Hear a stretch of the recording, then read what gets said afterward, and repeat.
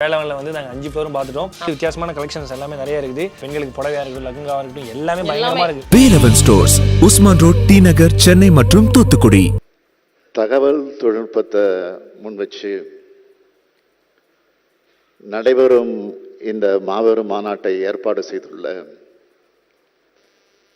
மாண்புமிகு தொழில்நுட்பத்துறை தகவல் துறையினுடைய அமைச்சர் பிடிஆர் பழனிவேல் தியாகராஜன் அவர்களை முதலில் நான் பாராட்டுகிறேன்.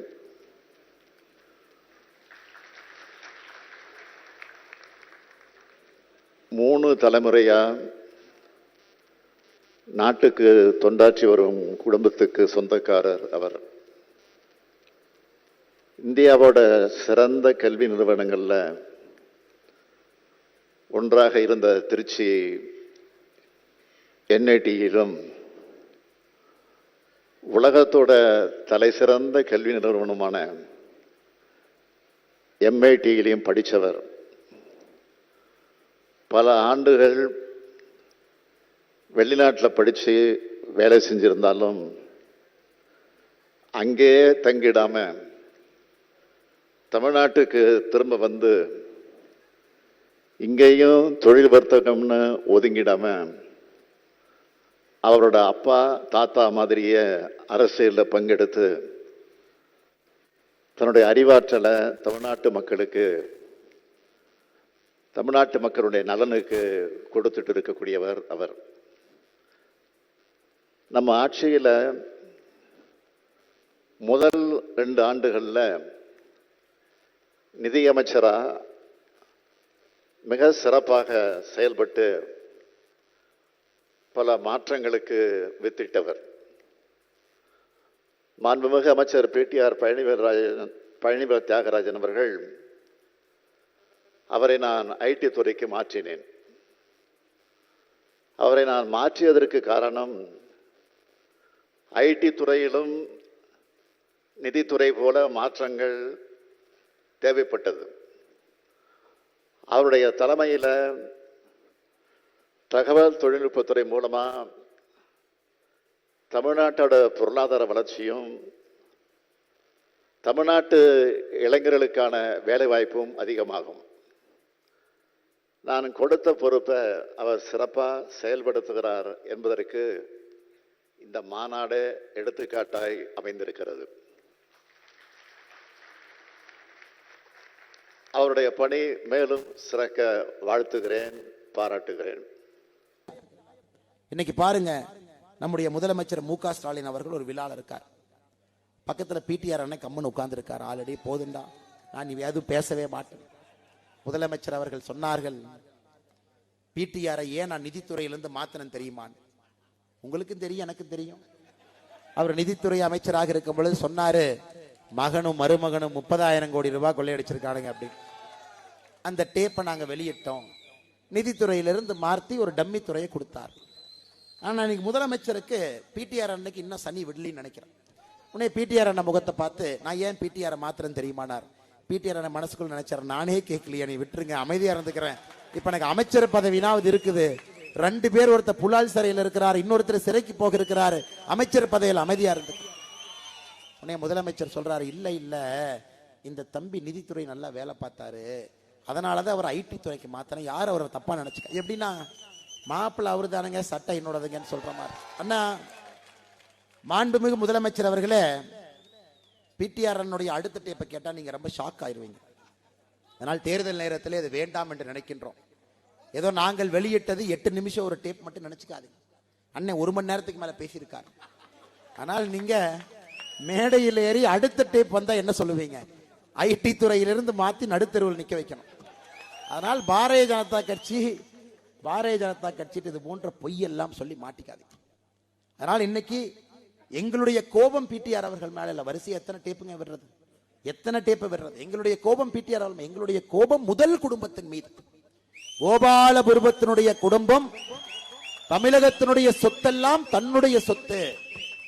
ஒரு நிலத்தை பார்த்தா அது ஜி ஸ்கொயர் அப்படித்தான் பார்ப்பாங்க. இன்னொன்னு பார்த்தா இதை வளைச்சு போடுங்க ஐயாங்கிறாங்க. இன்னொன்னு பார்த்தா மருமகனை போய் பார்த்துட்டு வர சொல்லுங்கிறாங்க ஐயா. இன்னொன்னு பார்த்தா நம்ம பையனுக்கு தேருமா இந்த சொத்தை போய் வாங்கி போடுகிறான். இன்னைக்கு கோபாலபுரத்தினுடைய குடும்பத்தினுடைய கண்ணெல்லாம் தமிழகத்தினர் இருக்கக்கூடிய சொத்துக்கள் மீது இருக்கு. அதனால் பிடிஆர் அவர்கள் பேசியதை வெளியிட வேண்டிய கட்டாயம் எங்களுக்கு இருந்துச்சு. ஆனால் நீங்க பிடிஆர் புகழ்றன் தயவு செஞ்சு புகழ்ந்து அண்ணன் அவர்களை நடுத்தெருவில் நிறுத்த வேண்டாம் என்று மறுபடியும் உங்களிடம் முதலமைச்சர் அவர்கள்ட்ட அன்பாக இந்த நேரத்தில் கேட்பது எங்களுடைய கடமையாக இருக்கு. இன்னைக்கு சகோதரிகள் இருக்கிறீங்க, நம்முடைய தாய்மார்கள், நான் சொல்றதை நல்லா கவனமா கேட்கணுங்கம்மா. நீங்க இன்னைக்கு தமிழகத்துல எல்லா குழந்தைக்கும் சமமான கல்வி இருக்கா? இல்லை, இல்லை, இல்லை. நாங்கள் எல்லா குழந்தைக்கும் சமமான கல்வி கொடுக்க வேண்டும் என்று நினைக்கின்றோம். பாரதிய ஜனதா கட்சி ஒரு உறுதிமொழியாக சொல்லுகின்றோம். 2024 நீங்கள் செய்ய வேண்டிய முதல் வேலை தென்காசி பாராளுமன்றத்தில் நம்ம எம்பியை கொண்டு வந்தோம். 2026 நம்முடைய எம்பி பாராளுமன்றத்தில் இருக்கும் பொழுதே பாரதிய ஜனதா கட்சி 2026 ஆட்சிக்கு வரணுங்கம்மா. ஆட்சிக்கு வந்தால் கல்வி எப்படி மாறும் என்றால், தமிழகத்திலே ஒரு மாவட்டத்தில் 2 நவோதயா பள்ளிகள் திறக்கப்படும். அந்த 2 நவோதயா பள்ளிகளுக்கும் கர்வவீரர் காமராஜர் ஐயா பெயரிலே அந்த பள்ளி இறங்கும். இலவசமாக முற்றிலும் இலவசமாக ஹாஸ்டல் வசதியோடு, அங்கேயே தங்கும் விடுதியோடு உங்களுடைய குழந்தைகள் யாரெல்லாம் ரேஷன் கார்டுல 25 கிலோ அரிசி வாங்குறீங்க, ஏழையிலும் ஏழை என்று சொல்லுகின்றோம், இல்ல 5 கிலோ அரிசி நான் வாங்குறேன், நான் கூலி வேலை செய்யறேன், என்னுடைய வருமானம் 1 லட்சம் ரூபாய்க்கு கீழே தாங்க இருக்கு, 2 லட்சம் ரூபாய்க்கு கீழே தான் இருக்கு, நான் கூலி வேலை செய்யறேன், யாராக இருந்தாலும் உங்களுடைய குழந்தைகளுக்கு இலவச கல்வி கொடுக்க வேண்டியது எங்களுடைய பொறுப்பு. எங்களுடைய பொறுப்பு. உங்களுடைய குழந்தைக்கு மட்டும் தரமான கல்வி கிடைச்சிருச்சுன்னா, எவ்வளவு பெரிய பணக்கார பையனாக இருந்தாலும் கண்ணை பார்த்து நேருக்கு நேர் முறுக்கேறி நிற்பான். அந்த கல்வியை கொடுக்காமல் தப்பு பண்றாங்க. கவர்மெண்ட் ஸ்கூல் ஒரு பக்கம் நடத்துறோம், கவர்மெண்ட் ஸ்கூல் சரியா நடத்துறது 97% தமிழக அரசினுடைய கல்வித்துறை பட்ஜெட் சம்பளத்திற்கும் பென்ஷனுக்கும் போதுங்கம்மா. 3% பள்ளிக்கூடத்துக்கு போகுது. தமிழகத்திலே 11,000 வகுப்புகள் குறைவா இருக்கு.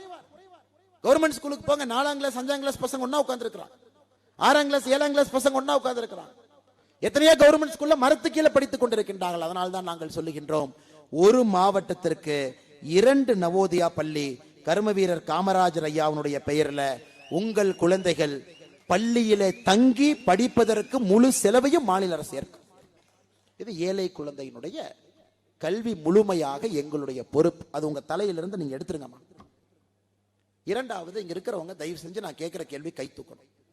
இதுவரை சரித்திரத்துல தலைமுறையில எங்க குடும்பத்துக்குள்ள அரசு வேலை எட்டியே பார்க்கல. கை தூக்குங்க பார்க்கலாம்.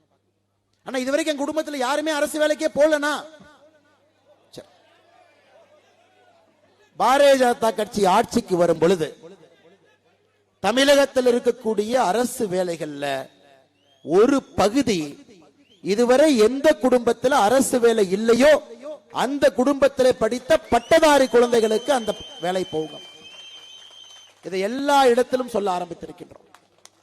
காரணம், உங்களுடைய பையனோ பொண்ணோ ராஜா ராணி மாதிரி அரசு வேலையில் உட்கார்ந்தா தான் அரசாங்கம் உங்களுக்காக வேலை செய்து நீங்க நம்புவீங்க. உங்களுடைய பையனும் படிச்சிருக்கான், உங்களுடைய பொண்ணும் படிச்சிருக்கு. ஆனா சில குடும்பத்தில் 3 தலைமுறை 4 தலைமுறையாக அரசு வேலையில் இருக்கிறாங்க. உங்க குடும்பத்தில் படித்திருந்தா ஒரு பகுதி அரசு வேலை உங்களுக்காக ரிசர்வேஷன் செய்து வைத்திருப்போம். உங்கள் குழந்தைகள் மட்டும்தான் அந்த வேலைக்கு வரணும். இது பாரதிய ஜனதா கட்சியினுடைய 2வது உறுதிமொழி.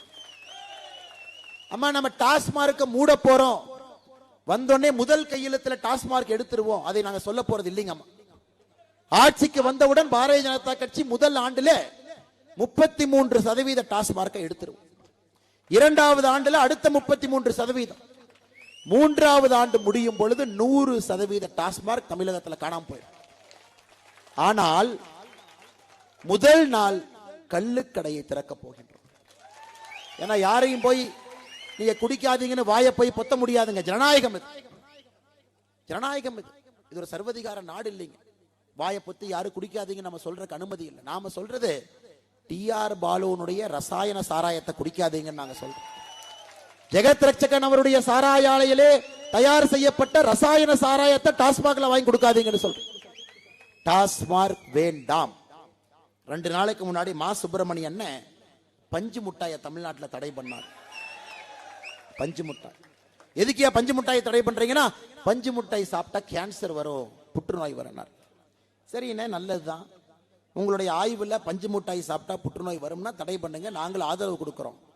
அப்ப டாஸ்மார்க்ல போய் குடிச்சா அதனா டானிக்கா? அதை ஏன் தடை பண்ணாம தமிழக அரசு நடத்தி கொண்டிருக்கிறது? பஞ்சு முட்டாய் காரங்களுக்கு ஒரு நியாயம், டாஸ்மார்க்ல வரக்கூடிய சரக்குக்கு ஒரு நியாயம். இதாங்க நம்ம தமிழக அரசு இப்படித்தான் இருக்கு. 3 ஆண்டுகள்ல தமிழகத்தினுடைய மொத்த டாஸ்மார்க்கையும் இழுத்து மூடி பூட்டிவிட்டு அங்கே வேலை செய்பவர்கள் இன்னொரு இடத்துக்கு வேலை செய்ய போவாங்க. கள்ளுக்கடைகள் எல்லாம் திறக்கப்பட்டு யாரெல்லாம் பனைமரம் வச்சிருக்கிறீங்களோ, அம்மா நீங்க 10 பனைமரம் வச்சிருக்கிறீங்கன்னா, தென்னமரம் 10 வச்சிருக்கிறீங்கன்னா ஒரு குழந்தைக்கு சமம். அந்த 10 பனைமரமும் 10 தென்னமரமும் உங்க வாழ்க்கையை பார்த்து எங்கேயும் போய் நீங்க ஆட்டி கை கட்டி நிக்க வேண்டும். அதிலே 168 பொருட்கள், ஒரு தென்னை மரத்திலிருந்து 168 பொருள் எடுக்கலாம். அதை எல்லாம் ஒரு கிராமத்திலும் குழுக்களை அமைத்து பாரதிய ஜனதா கட்சி நாங்கள் செய்ய போறோம். முதல் நாள் பாரதிய ஜனதா கட்சி ஆட்சிக்கு வரும் பொழுது இந்து அறநிலைத்துறை இருக்காது சகோதர சகோதரி. கிராம கோவில்களாக இருக்கட்டும், பெரும் கோவில்களாக இருக்கட்டும், மக்களுடைய கைக்கு திரும்ப கொடுக்கப்படும். அவங்கள வேலையில், அரசுக்கு வேலையில். இஸ்லாமிய சகோதரர்கள் உங்க மாஸ்க நல்லா நீங்களே நடத்துங்க. கிறிஸ்துவ சகோதர சகோதரிகள் உங்க சர்ச்சை தேவாலயத்தை நீங்களே நடத்துங்க. இந்து சகோதர சகோதரிகள் நம்முடைய கோவில்களை நீங்களே நடத்துங்கள் என்பது பாரதிய ஜனதா கட்சியினுடைய வேலையாக இருக்கும் சகோதர சகோதரிகள். இது எல்லாம் நம்ம எல்லா இடத்துலையும் பேச ஆரம்பிச்சிட்டாங்க. இது பாரதிய ஜனதா கட்சி இதற்காக வர வேண்டும். தமிழகத்திலே புதிய ஒரு அரசியல் மாற்றத்தை கொடுக்க வேண்டும். அதையெல்லாம் தாண்டி இன்னைக்கு பாருங்கம்மா, 2 மொழி, தமிழ் மொழி, ஆங்கில மொழி குழந்தைங்க படிக்கிறாங்க. திமுக நடத்தக்கூடிய கான்வென்ட்டுக்கு போனீங்கன்னா 3 மொழி, தமிழ் மொழி, ஆங்கில மொழி, ஹிந்தி மொழி. திமுக நடத்தக்கூடிய கான்வென்ட்ல பிரெஞ்சு மொழி, ஜெர்மன் மொழி சொல்லி கொடுக்கிறாங்க. இன்னைக்கு பாரதிய ஜனதா கட்சி தெளிவாக இருக்கின்றோம். பாரதிய ஜனதா கட்சி ஆட்சிக்கு வரும் பொழுது தமிழ் மொழி, ஆங்கில மொழி கட்டாயமா படிக்கணும், மார்க் இருக்கு. 3வது மொழியா நீங்க என்ன படிக்கிறீங்களோ உங்க இஷ்டத்துக்கு அதை படிங்க. உங்களுக்கு கன்னடம் வேணுமா, உங்களுக்கு ஹிந்தி வேணுமா, உங்களுக்கு தெலுங்கு வேணுமா, உங்களுக்கு என்ன வேணுமோ, மலையாளம் வேணுமா படிங்க, அதுக்கு ஆசிரியர் இருப்பார். ஒரு அயல்நாட்டு மொழியும் படிங்க, அதுக்கெல்லாம் மார்க் எல்லாம் கிடையாது. அயல்நாட்டு மொழிக்கெல்லாம் மார்க் படிங்க. மொழி படிக்க படிக்க ஆளுமை. குழந்தைகள் தென்காசியில மட்டும் இருக்கக்கூடாதுங்க, இந்தியாவை தாண்டி போகணும். இவங்க 2 மொழி. இன்னைக்கு முதலமைச்சர் அவரே தமிழ்நாட்டை தாண்டி போனோம்னா ஒரு இன்டர்பிரட்டருக்கு 500 ரூபாய் கொடுத்து கூட்டிட்டு போறார். என்னையா சொல்றான் கேட்டு சொல்லியா? முதலமைச்சருடைய நிலைமை என்னன்னா, டெல்லி போனா வேற மொழியில பேசுவாங்கன்னு டிஆர் பாலுவை கூட்டிட்டு போறார். இல்ல கொடுமை என்னன்னா, டிஆர் பாலுக்கு ஹிந்தி தெரியாது. இல்ல கொடுமை என்னன்னா, டிஆர் பாலு இன்னும் 2 அசிஸ்டன்ட் கூட்டிட்டு போறாங்க. திமுக காரங்க 50 வருஷமா ஏமாந்தது ஹிந்தியிலிருந்து தமிழ் மொழிபெயர்ப்புல இத்தனை பேர் டெல்லியில் உட்கார்ந்து ஏமாத்திக்கிட்டு இருக்காங்க. அதனால் சகோதர சகோதரிகளே, மொழி என்பது நம்முடைய குழந்தைகளுக்கு எவ்வளவு தெரியுதோ அவ்வளவு ஆளுமையாக அவர்கள் வருவாங்க. நான் இன்னைக்கு 5 மொழி பேசுறேங்கம்மா, 3 மொழி தெரியும், 2 மொழி கற்றுக்கொண்டிருக்கின்றேன். காரணம், நம்முடைய அறிவை இன்னும் பெரிதுபடுத்தும், புதிய கலாச்சாரத்தை பார்க்க வேண்டும், புதிய புத்தகங்களை படிக்கணும். ஆனா எத்தனை மொழிகள் படித்தாலும் நம்முடைய தாய்மொழி தமிழ் மொழி முதன்மையானது. உண்டாசு கவிஞர் சுப்பிரமணிய பாரதி சொன்னாங்க, யாமறிந்த மொழிகளிலே தமிழ் மொழி போல் இனிதாவது எங்கும் இல்லை. எப்ப சொன்னாங்க? ஒரு தமிழ் மொழியை படிச்சுட்டு சொல்ல, 14 மொழியை படித்துவிட்டு, பிரெஞ்சு படித்துவிட்டு, லத்தீன் படித்துவிட்டு, 14 மொழியை படித்துவிட்டு மகாகவி பாரதி சொன்னான், என்னுடைய தாய்மொழி போல் எந்த மொழியும் இல்லை. இன்னைக்கு நம்முடைய குழந்தைகள் ஒரு மொழியை படிப்பதற்கு கூட தமிழ்நாட்டில் தடுக்கிறாங்க. தென்காசியில தாண்டி போனா பக்கத்துல ஒரு மலையாளம் பேசினா கேரளாக்கார மதிக்கத்தாங்க போறான். ஏன் சேச்சி, ஏன் சேட்டா, ஒரு கட்டஞ்சாய் கொடுன்னு கேட்டா, ஒரு மலையாளத்தை கேட்டா நல்லா தாங்க இருக்கும், பக்கத்துல தானே இருக்கும். அதனால இது எப்படி பேசுவது என்று தெரிவதில் தப்பு இல்லைங்களே, அதை இவர்கள் தடுத்து கொண்டிருக்கின்றார்கள். அதை எல்லாம் பாரதிய ஜனதா கட்சி 2026 உடைத்து காட்டும் சகோதர சகோதரிகளை. இன்னைக்கு நம்முடைய விவசாய பெருமக்கள் இங்க இருக்கிறீங்க. ஐயா, யாருக்கெல்லாம் 6000 ரூபாய் வருது கை தூக்குங்க. விவசாய கௌரவ நிதி மோடி ஐயா அக்கௌண்ட்டுக்கு 6000 ரூபாய் அனுப்புறாங்க. பாரதிய ஜனதா கட்சி ஆளுகின்ற மாநிலத்துல, பக்கத்துல கர்நாடகா மாநிலத்துல பாரதிய ஜனதா கட்சி ஆளுகின்ற பொழுது விவசாய பெருமக்களுக்கு அங்கே 10,000 ரூபாய், அதாவது 6,000 ரூபாய் மத்திய அரசு, 4,000 ரூபாய் மாநில அரசு. பாரதிய ஜனதா கட்சி ஆட்சிக்கு வரும் பொழுது 6,000 ரூபாய் பெறக்கூடிய விவசாயிகளுக்கு 15,000 ரூபாய் உங்களுக்கு வரும், 15,000. 6,000 ரூபாய் மோடி கொடுப்பாருங்க, அப்படின்னு அதிகப்படுத்துவாரு. 9,000 ரூபாய் நாம் கொடுப்போம். எதற்கு பிஜேபி வேண்டாங்கிறாங்க ஐயா? இவ்வளவு விஷயம் உங்க முன்னாடி நான் படிக்கிறேன். நீங்க சொல்லுங்க, உங்களுக்கு பிஜேபி வேணுமா வேண்டாமான்னு சொல்லுங்க. இத்தனையும் நடக்க வேண்டும். கல்வியை மாற்ற வேண்டும், சுகாதாரத்தை கொண்டு வர வேண்டும், குழந்தைகளை ஒரு அற்புதமான சமுதாயத்திலே படைக்க வேண்டும், ஆளுமைகளாக மாற்ற வேண்டும், விவசாயத்தை பெருக்க வேண்டும், நீர் மேலாண்மை உயர்த்த வேண்டும், கலாச்சாரத்தை மையப்புள்ளியாக வைக்க வேண்டும். இதைத்தான் நான் படிச்சுட்டு இருக்கிறேன். இதற்கு பாரதிய ஜனதா கட்சி வேண்டாம் என்று சொல்லக்கூடிய முதலமைச்சரை நீங்க வேண்டாம்னு சொல்லுங்க. 2024 வேண்டாம் என்று சொல்லுங்கள், 2026 வேண்டாம் என்று சொல்லுங்கள். ஐயா, நான் சொல்வதும் மோடி கேரண்டி தான். இது பிஜேபி தமிழ்நாடு கேரண்டி இல்லைங்க ஐயா. நான் சொல்வது அனைத்தும் மோடி அவர்களுடைய கேரண்டி. எப்படி இந்தியாவிற்கு மோடி அவர்கள் கேரண்டி கொடுக்கிறாங்களோ, தமிழகத்திற்கு மோடி அவர்களுடைய கேரண்டியை நீங்க கேட்கத்தான் போறீங்க, பார்க்கத்தான் போறீர்கள். இதையெல்லாம் பாரதிய ஜனதா கட்சி நிச்சயமாக செய்யத்தான் போகிறது. அதுல எந்த ஒரு சந்தேகமும் உங்களுக்கு வேண்டாம். சகோதர சகோதரிகள், உங்களுடைய நேரத்தை அதிகமாக